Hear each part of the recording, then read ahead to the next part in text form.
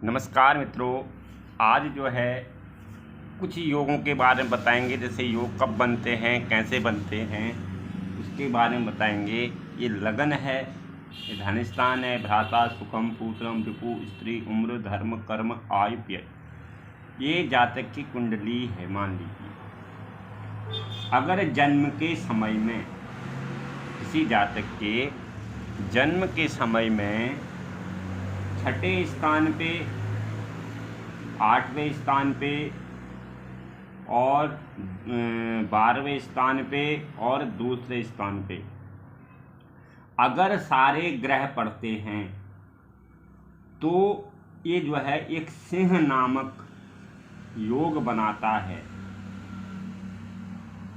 तो एक दो तीन, अगर 4 स्थानों पे सारे ग्रह हों, नवग्रह हों, तो ये सिंह नामक योग बनाता है। अब बात करेंगे ध्वज नामक योग। अष्टमस्ता यदा पूरा सौम्या लग्ने स्थिता ग्रह ध्वजयो गोत्र जातस्तु कुमात्रायको भवेत्। जिस मनुष्य के 8वें स्थान में, जिस जातक के 8वें स्थान पे कुग्रह हूँ और लग्न में शुभ ग्रह पड़े हूँ तो ध्वज नामक योग बनता है। कुर ग्रह इधर हूँ और शुभ ग्रह यहाँ पर हूँ तो ध्वज नामक योग बनता है। कुर ग्रह जैसे हो गया सूर्य, हो गया राहु, हो गया केतु, हो गया शनि, हो गया। ये क्या है? कुर ग्रह है। तो ध्वज नामक योग बनता है।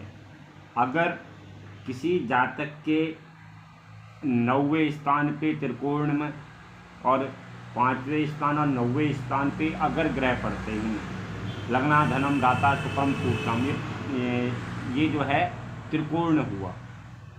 अगर यहाँ पर अगर सारे ग्रह पड़ते हैं तो, और त्रिकोण में 5वें और 7वें और अगर 5वें और 9वें घर पे और लग्न पे और 7वें पे ग्रह पड़े हों तो ये हंस नामक योग बनता है। और कारिका योग के बारे में बताएंगे। जिस जातक के 11वें स्थान पे, 10वें स्थान पे अगर संपूर्ण ग्रह रहते हैं तो ये कारिका का योग बनाता है। अगर ऐसे योग में अगर जिस जातक का जन्म होता है वह गरीब अगर परिवार में अगर उसका जन्म होता है, अगर निर्धन घर में अगर उसका जन्म होता है तो वो जातक जो है राजवंश की तरह बढ़ता है, राजा बनता है। उसमें कोई दोहरात नहीं है। उसको राजवंश का सुख मिलता है, राजयोग का सुख मिलता है। अब बात करेंगे चतुर्सागर योग नाम कब पड़ता है। जिसके जन्म काल में लग्न में, चतुर्थ में, सप्तम में और दशम स्थान में अगर शुभ ग्रहों के साथ अगर पाप ग्रहों भी अगर स्थिति हों तो ये क्या करता है, चतुर्सागर नामक योग बनता है। इसमें राज्य में इससे जो है धन की प्राप्ति होती है। और अब बात करेंगे कर्क, मेष, कर्क, तुला और मकर। अगर इन राशियों में अगर जन्म होता है, अगर यह संपूर्ण अगर ग्रह पड़ते हों तो ये है अरिष्टों को नाश करता है।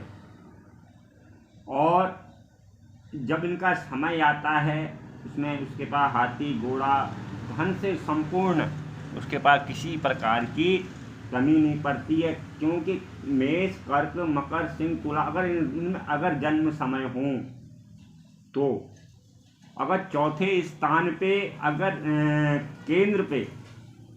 केंद्र पे और चौथे स्थान पे कुर ग्रहों के साथ शुभ ग्रह पड़े हों तो एक अपर नामक योग बनता है। और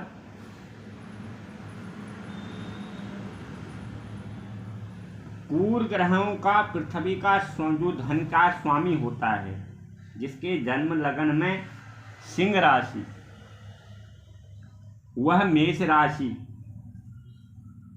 होकर अगर केंद्र में इधर या इधर या इधर या इधर